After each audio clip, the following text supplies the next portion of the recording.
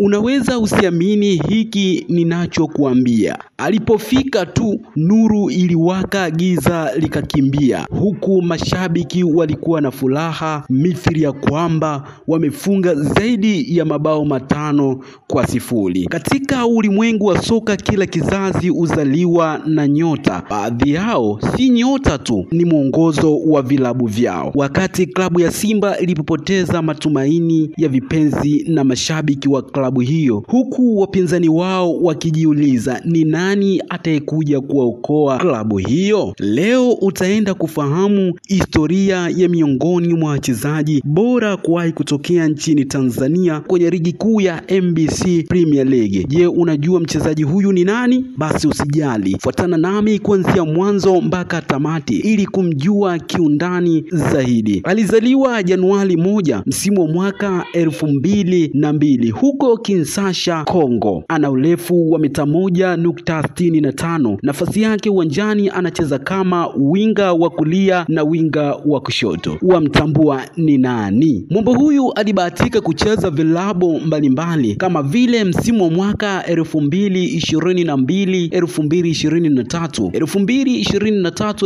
2024 alibahatika kujiunga na klabu ya AS Vita, na katika msimu wa mwaka 2023-24 aliibuka kuwa mchezaji bora wa ligi hiyo. Alifunga mabao 13 huku akitoa asisti 12. Je, unamjua mwamba huyu ni nani? Baada ya kufanya vizuri katika klabu hiyo, vilabu mbalimbali vilitaka kuinasa saini yake kama vile klabu ya Genk kutokea huko nchini Ubelgiji alikochezea Mbwana Ali Samata, lakini pia klabu ya Simba ilitaka kuinasa saini yake. Mwamba huyu akaamua kwenda majaribioni huko nchini Uarabuni, akasakata kabumbu. Baada majaribio yake kufeli, akaamua kujiunga na timu ya ndoto yake, klabu ya wekundu wa Msimbazi Simba. Ilikuwa msimu wa mwaka 2024 mwezi wa 11 mpaka hivi sasa msimu wa mwaka 2025-2026 wa ligi kuu ya NBC Premier League